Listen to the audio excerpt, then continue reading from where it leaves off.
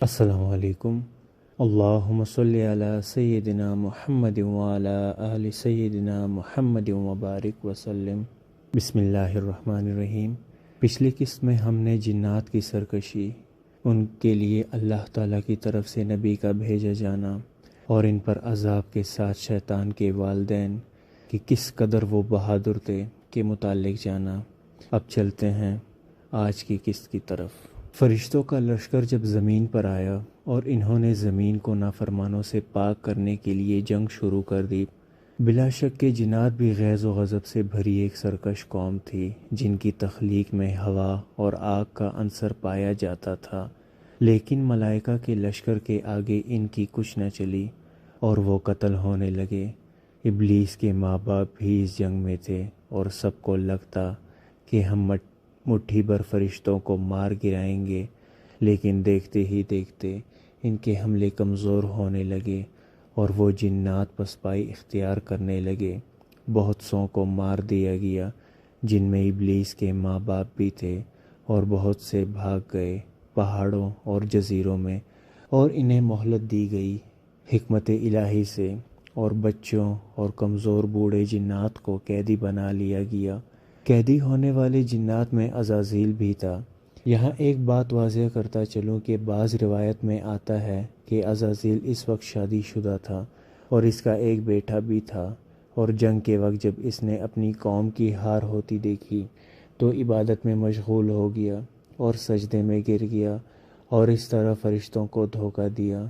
لیکن اگر جنگ کی مناسبت سے دیکھا جائے تو کہا جا سکتا کہ وہ ایک بچہ تھا اور اسے قیدی بنا کر لے جایا گیا۔ ابلیس اپنی قوم کا خوبصورت بچہ تھا۔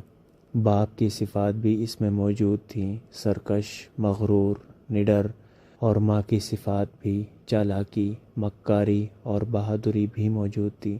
ابلیس کے بارے میں یہ بھی کہا جاتا ہے کہ وہ بے حد ذہین بچہ تھا۔ اس کے استاد کا نام سربوگ تھا۔ قیدی ہونے والوں کو ملائکہ نے بحکم ربی پھر سے تعلیم و شعور اور اللہ کے احکام سکھانے شروع کر دیے۔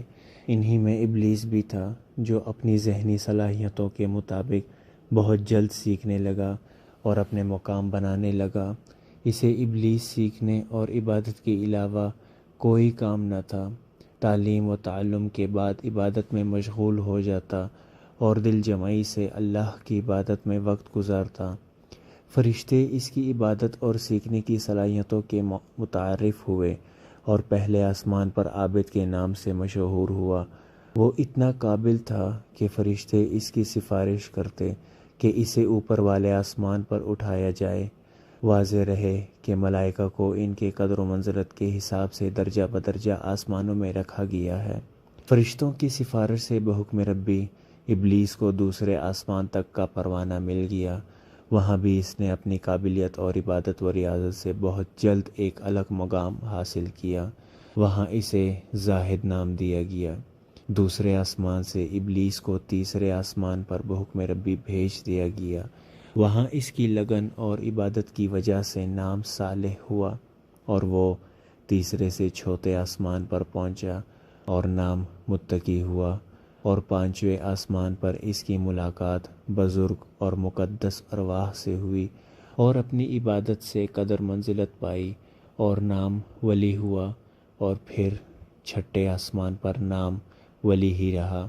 بعض روایات میں قبازان بھی آتا ہے، اور پھر وہاں سے ساتویں آسمان پر پہنچا اور مقرب ہوا نام عزازیل رکھا گیا۔ یہاں پہنچ کر اس ابلیس نے اپنی عاجزی اور ریاضت کی حد کر دی۔ 14,000 مرتبہ عرش معلیٰ کا طواف کیا اور اپنے علم و عبادت اور مہر خداوندی کے باعث فرشتوں کا معلم بنا اور بہت عرصہ تک انہیں درس و تدریس دیتا رہا۔ پھر حکم ہوا کہ جنت کے دروغہ رضوان کی معاونت کرو اور اہل جنت کو اپنے علم و فضل سے بہرور کرو۔ یوں ابلیس کو جنت میں داخلے کا پروانہ مل گیا اور جنت میں بھی اپنے علم و عبادت کے دریا بہائے، اور دروغہ جنت کو بھی اپنے علم سے سیراب کیا۔ اسی دوران وہ جنات جو جنگ کے میدان سے بھاگے تھے اور چھپ گئے تھے واپس آ گئے اور زمین پر فساد برپا کرنے لگے۔ ابلیس کے من میں اپنی قوم کا سربراہ بننے اور انہیں راہ راست پر لانے کی خواہش جاگی، لیکن بغیر حکم ربی ممکن نہ تھا، اور وہ جنت کو بھی چھوڑ کر جانا نہیں چاہتا تھا۔ پھر حکم ربی اس کی دلی خواہش کے مطابق آیا کہ جب چاہو زمین پر جاؤ اور جب چاہو آسمانوں اور جنت میں آؤ۔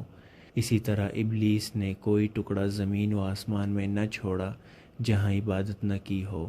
بعض روایات میں یہ بھی ہے کہ وہ پہلے زمین پر اور سمندروں کی تہوں میں سجدہ ریز ہوا، پھر اسے آسمانی دنیا پر اٹھایا گیا۔ واللہ عالم بالصواب۔ اور قوم کو اللہ کی طرف بلانے کے لیے اپنے نائب مقرر کیے اور خود اللہ کی عبادت کرتا اور درس و تدریس دیتا۔ عزازیل بحکم ربی نیک جنات کی جماعت کے ساتھ زمین پر آیا اور اپنے نائب مقرر کیے اور خود اللہ کی عبادت اور درس و تدریس میں مشغول رہتا۔ جب دل چاہتا آسمانوں پر چلا جاتا، جنت کی سیر کرتا۔ عزازیل کا منبر بھی جنت میں تھا، جہاں بیٹھ کر وہ فرشتوں کو درس و تدریس دیتا، اور اس کے منبر پر عرش کا ایک ٹکڑا یا کونا ہر وقت سایہ کیے رکھتا۔ روایت میں ہے کہ گو ابلیس اللہ کی عبادت و ریاضت میں ہر وقت مشغول رہتا اور حکم ربی بجا لانے میں کبھی کوئی کوتاہی یا دیر نہ کرتا، لیکن مادہ نار ہونے کی وجہ سے اپنی قوم کی طرح اس میں بھی غیظ و غضب اور سرکشی کا عنصر پایا جاتا تھا۔ اس پر متضاد اس میں اپنے والدین کی صفات خود سری، بے خوفی، چالاکی اور مکاری بھی پائی جاتی تھی۔ اس سب کے سبب کبھی کبھی وہ اپنے مقام و مرتبے اور قدر و منزلت پر مغرور بھی ہو جایا کرتا تھا۔ کبھی یہ سوچنے لگتا کہ اب اگر اللہ کائنات کا نظام اس کے ہاتھ میں تھما دے تو وہ بآسانی سب سنبھال لے گا، یا شاید اسے لگنے لگا کہ اللہ کا نظام اس کی مدد و معاونت سے چل رہا ہے۔ اسے اپنے علم و عمل اور قوت و بہادری پر غرور ہوتا، لیکن پھر اسے احساس ہوتا کہ جو اللہ اسے سب دے سکتا ہے وہ چھین بھی سکتا ہے، اور وہ دل کے خیالات کو دبا لیتا۔ لیکن ایک تکبر اس میں آنے لگا اپنی عبادت و ریاضت اور علم و مرتبے کا، جو آگے چل کر اس کی بربادی کا سبب بنا۔ ابلیس کے نائب قوم کی ہدایت اور انہیں راہ حق پر لانے کے لیے کوشاں ہو گئے، لیکن بگڑی ہوئی قوم پر تب نہ اثر ہوا نہ ابھی ہو رہا تھا۔ قوم کے سرکش اور بگڑے ہوئے جنات نے ایک ایک کر کے ابلیس کے نائب شہید کرنے شروع کر دیے۔ جب عزازیل نے دیکھا کہ یہ نہیں سدھرنے کہ تو وہ اللہ کے دربار میں پہنچا اور اجازت چاہی کہ وہ پھر سے زمین کو ان سرکشوں سے پاک کر دے۔